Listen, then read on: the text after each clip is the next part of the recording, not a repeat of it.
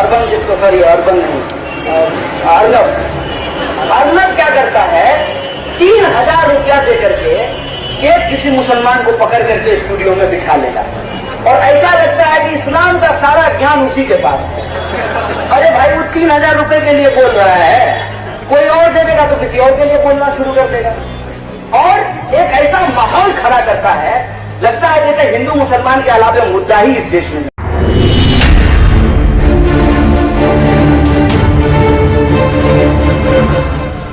कारीगरी का काम किया करते थे। यह जो बड़ी पूंजी का हमला है, इनकी दुकानदारी और इनके धंधे पानी को बर्बाद किया है, ये मुद्दा हमारे लिए ज्यादा इंपॉर्टेंट है। ये मुद्दा हमारे लिए ज्यादा इंपॉर्टेंट है कि आप सोच के देखिएगा, जो जिस बात की तरफ उमर आपका ध्यान आकर्षित कर रहा था कि जामिया को आप कहते हैं कि माइनॉरिटी इंस्टीट्यूट है और उसका जो जर्नलिज्म का डिपार्टमेंट है, उसमें देखिए कि कितने मुसलमान स्टूडेंट होते हैं। उर्दू और पर्शियन का जो डिपार्टमेंट है, उसमें आप देख लीजिए कि कितने मुसलमान होते हैं और इंजीनियरिंग और जर्नलिज्म का जो डिपार्टमेंट है, उसमें कितने मुसलमान है, उसमें आप ये देख लीजिए।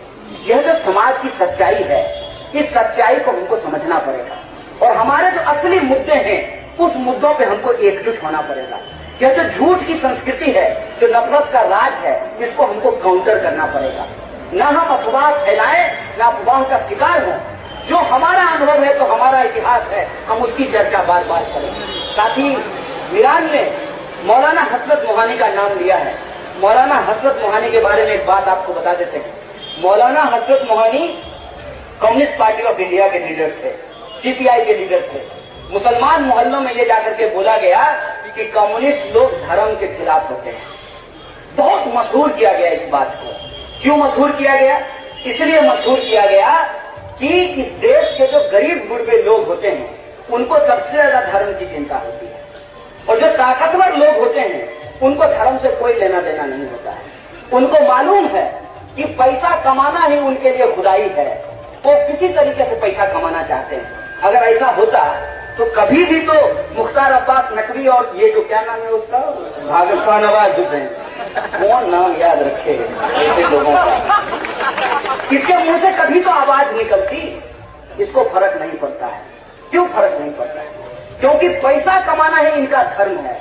लेकिन जो आम आवाम के लोग हैं, वो धर्म के साथ आस्था से जुड़े होते हैं, ये धर्म के साथ धंधा से जुड़े होते हैं। इस बात को हमको समझना चाहिए। जिस तरीके से इस देश के आम मुसलमानों को इस बात से फर्क नहीं पड़ता कि लोग धर्म का धंधा कैसे कर रहे हैं, उसी तरीके से इस देश के आम हिंदुओं को भी फर्क नहीं पड़ता है कि लोग धर्म का धंधा कैसे कर रहे हैं। और ये जो आम हिंदू और आम मुसलमान हैं, उनको आपस में बांट करके, उनके बच्चों को आपस में लड़ा करके उनके भविष्य को ये छीन रहे हैं। उनका सीट बंद कर रहे हैं, उनके विश्वविद्यालय बंद कर रहे हैं, उनके लिए नौकरी की व्यवस्था नहीं है, किसान आत्महत्या कर रहे हैं, उनको उनके फसल का दाम नहीं मिल रहा है। तो जात पात जो है लगातार समाज में मजबूत करके, धर्मवाद को लगातार समाज में मजबूत करके जमहूरियत को कमजोर किया जा रहा है। मैं क्यों मौलाना हसरत मोहानी का नाम ले रहा हूँ? मौलाना थे, 5 वक्त के नमाजी थे, कम्युनिस्ट थे और उन्होंने एक बात कही थी, इस देश में अगर आजादी चाहिए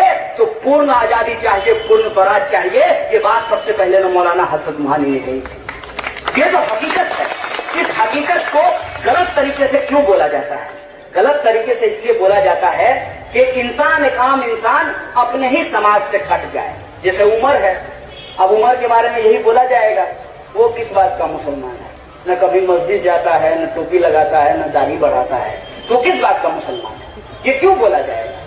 ये इसलिए बोला जाएगा क्योंकि उमर जो सवाल उठा रहा है, वो दरअसल इस देश में आम आवाम का, आम मुसलमान का सवाल है। लेकिन उस सवाल को ना उठाया जाए, ऐसे सवाल उठाए जाएं जिससे आम आवाम और आम मुसलमान का कोई लेना देना नहीं है और उस पर अपनी राजनीति की रोटी सेकी जाए। और ये जो लोग हैं, ये एक बार इस देश का बंटवारा कर चुके हैं। अब ये हमारे कंधे के ऊपर जिम्मेवारी है कि दोबारा ऐसे लोगों को, ऐसी ताकतों को हम देश को बांटने नहीं देंगे। ये जिम्मेवारी हमको अपने कंधे से लेना पड़ेगा। इसीलिए आज अगर हम किसी चीज की चर्चा करेंगे तो हम अपने मुद्दों की चर्चा करेंगे, अपने अधिकारों की चर्चा करेंगे, अपने संविधान की चर्चा करेंगे, अपनी जमहूरियत की चर्चा करेंगे और अपनी आने वाली पीढ़ी को हम कैसा मुल्क बना करके देना चाहते हैं, हम कैसा समाज बना करके देना चाहते हैं, हम इसके ऊपर चर्चा करेंगे। इसीलिए जब मैं आप धर्म की बात करता हूँ तो आपसे अपील करता हूँ कि आप बेशक धर्म को मानिए, आपको मंदिर जाना है मंदिर जाइए, मस्जिद जाना है मस्जिद जाइए, गुरुद्वारा या चर्च जाइए, ये आपका अधिकार है। लेकिन धर्म के नाम पे जो राजनीति करते हैं उसको कभी भी स्वीकार नहीं कीजिए, क्योंकि धर्म का राजनीति से कोई लेना देना नहीं है। आप अल्लाह के नाम पे वोट मांग रहे हैं, आप राम के नाम पे वोट मांग रहे हैं। अल्लाह और राम का सियासत से क्या लेना देना है? सियासत में अल्लाह और राम का नाम इसलिए इस्तेमाल किया जाता है क्योंकि इनके नाम पे जो आम आवाम है उस आम आवाम को बेवकूफ बनाया जा सकता है। और यह जो बेवकूफ बनाने की राजनीति है उस राजनीति को हमको खारिज करना चाहिए। और हमको ये पूछना चाहिए कि अगर हम वोट करेंगे तो हम अपने मुद्दों पे वोट करेंगे, अपने आने वाले बच्चों के शिक्षा के सवाल पे वोट करेंगे, स्वास्थ्य के सवाल पे वोट करेंगे, हमारे यहाँ जो जहालत है, जो कमजोरी है, जो गरीबी है, उसके खिलाफ हम वोट करेंगे। ये जिम्मेवारी आज नौजवानों को अपने कंधे पे लेना पड़ेगा। और ये जो पॉजिटिव पॉलिटिक्स है, इस पॉजिटिव पॉलिटिक्स के साथ एकजुट अगर हम होने के लिए तैयार हैं तो ये जिम्मेवारी हमारे कंधे पे है कि हम झूठ को खारिज करें, इस देश के इतिहास से जुड़ करके इस देश की जो तहजीब है उसको सामने लेकर के आए, और इस देश का जो मुद्दा है, जो आम आवाम का मुद्दा है, उस पर हम संघर्ष करें। और ईमानदारी से यदि हम संघर्ष करने के लिए तैयार हैं तो एक बात मैं आपको बता देता हूँ, झूठ कितना भी बड़ा क्यों ना हो उसकी हकीकत एक दिन सामने आ जाती है। एक मोदी जी का समर्थक मेरे पास आया, बोला जब से मोदी जी आए हैं हिंदुस्तान में लगातार बड़े बड़े हथियार खरीदे गए हैं ताकि पाकिस्तान को सबक सिखाया जा सके। हमने कहा जब मोदी जी हैं ही तो हथियार की क्या जरूरत है? जिस दिन मान लिया जैसा माहौल होगा तो मोदी जी को बॉर्डर पे खड़ा कर देंगे। फेंक करके जब वो हिंदुस्तान की जनता को तबाह कर सकते हैं तो पाकिस्तान की जनता को भी तबाह कर सकते हैं। ये जो मुद्दों को गुमराह किया जाता है, इस मुद्दे को गुमराह करने के खिलाफ हम लोगों को एकजुट होना पड़ेगा। और आज के समय में हमारी सबसे बड़ी जिम्मेवारी ये है कि हम तमाम तरीके की ताकतों को इकट्ठा करें। और कुछ साथी यहाँ पे कह रहे थे कि हम उन लोगों को भी वोट नहीं करेंगे जो सेक्युलरिज्म के नाम पे हमको बेवकूफ बनाए। इस संबंध में मैं अपने कुछ साथियों से इत्तेफाक नहीं रखता हूं और माफी के साथ मैं आप लोगों से एक बात कहना चाहता हूं। आज हम लोग बहुत बुरे दौर में आ चुके हैं। आज हमारे सामने वो विकल्प नहीं है कि हम सबसे अच्छा का चुनाव कर सकें। दो बुरे में हमको ये चुनना है कि कम बुरा कौन है। और मैं गांव का आदमी हूं दोस्त, बड़ा सीधा सीधा हिसाब है मेरे पास। एक आदमी के पास AK-47 है और दूसरे के पास लाठी है। तो आप अगर अपनी जान बचाना चाहते हैं, और मैं आपको डरा नहीं रहा हूं, मैं बिल्कुल आपको डराता नहीं, क्योंकि डर क्या होता है? डर कुछ नहीं होता है। एक पॉइंट पे आप देखेंगे जैसे रात गहरी होगी 12 बजे 1 बजे, तो फिर रात में से ढलना भी शुरू हो जाता है। जहां गर्मी तापमान बहुत ज्यादा होता है वहां से दिन ढलना भी शुरू हो जाता है। आज डर जो है वो अपने चरम पर है, इससे ज्यादा कुछ नहीं होगा। आप बिल्कुल मत डरिए, मैं किसी को नहीं डराता हूं, क्योंकि किसी भी जुल्म की जब इंतहा होती है तो वहीं से खत्म होने लगता है। कोई जख्म यदि आपको इतना परेशान कर दिया है कि आप शांत नहीं रह पाते हैं, आप समझ लीजिए कि उससे ज्यादा वो जख्म आपको परेशान नहीं कर सकता है। और क्या होगा इस देश में? इस देश के आम आवाम लोगों के साथ सरेआम बहू बेटियों की इज्जत लूटी जा रही है, लोगों को जो है उनके हक अधिकार से वंचित किए जा रहे हैं, गाय के नाम पे सरेआम लोगों की हत्या कर दी जा रही है। इससे ज्यादा क्या होगा? इससे ज्यादा और बुरा कुछ नहीं होगा। इसलिए मैं आपको डरा नहीं रहा, लेकिन स्ट्रेटजी के तौर पे आपको एक बात कह रहा हूं कि एक के पास AK-47 है, दूसरे के पास लाठी है।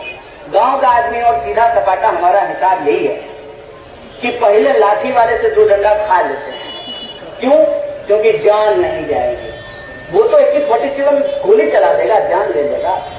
अब आप समझिए, इस देश के भीतर जिनके पुरखों ने जान दी, मैं अपने बारे में आपको बता दूं, मेरे ननिहाल की तरफ से और मेरे दलिहाल की तरफ से, दोनों तरफ से, दोनों परिवार से हमारे घर में लोग स्वतंत्रता सेनानी का पेंशन उठाते थे। मेरे घर से मेरा 16 भाई फौज की नौकरी करता है।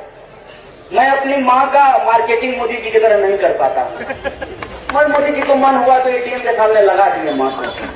एक दिन तो मुझे लगा कि अब राफेल का चर्चा चल रहा है, बॉर्डर पे ना भेज दें। मार्केटिंग करते हैं ये लोग। ये लोग गरीब होने का मार्केटिंग करते हैं, हिंदू होने का मार्केटिंग करते हैं, हर चीज का मार्केटिंग करते हैं, देशभक्त होने का भी मार्केटिंग करते हैं। हम तो कह रहे थे, मतलब हमको हमारा कोई सुनता तो हम कहते मोदी जी से, वंदे मातरम का कोई इजी वर्जन ले आइए ना थोड़ा सा। जैसे फेसबुक का होता है ना एक भारी वर्जन है, इजी वर्जन, मोबाइल के लिए एक इजी वर्जन होता है। तो हम बोले कि जो है वंदे मातरम का भी लाइट वर्जन ले आइए। वाईफाई सबको याद नहीं होता है, तो कोई लाइट वर्जन होगा तो आसानी से याद कर लेगा। देशभक्ति का भी मार्केटिंग करते हैं। मेरी माँ आंगनबाड़ी में काम करती है। हम तो कहीं नहीं कहते चलते हैं कि हम गरीब हैं, हम बड़ा गरीब हैं। हम हैं गरीब, हमको पता है कि हम गरीब हैं, लेकिन हम गरीबी से लड़ना चाहते हैं। हमारी पीढ़ी जो यूनिवर्सिटी आई है, इस देश के जो असली सवाल है, उस सवालों को एकजुट होकर इस देश का मुस्तकबिल लिखना चाहते हैं। हम अपनी गरीबी का धंधा नहीं करना चाहते। ये जो सवाल है, इस सवाल के हिसाब से मैं ये कहना चाहता हूँ, ए भैया शांत हो जाइए, आपकी पुलिस है, आपकी सरकार है, 2 मिनट बोलने दीजिए, बस 2 मिनट। SHO साहब 2 मिनट बोलने दीजिए, मोदी जी कुछ नहीं करेंगे।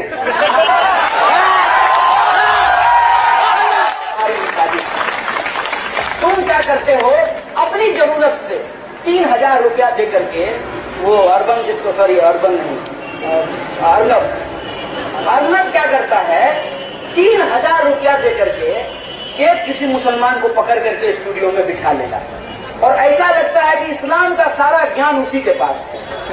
अरे भाई, वो 3000 रुपए के लिए बोल रहा है, कोई और दे देगा तो किसी और के लिए बोलना शुरू कर देगा, और एक ऐसा माहौल खड़ा करता है, लगता है जैसे हिंदू मुसलमान के अलावा मुद्दा ही इस देश में नहीं बचा है।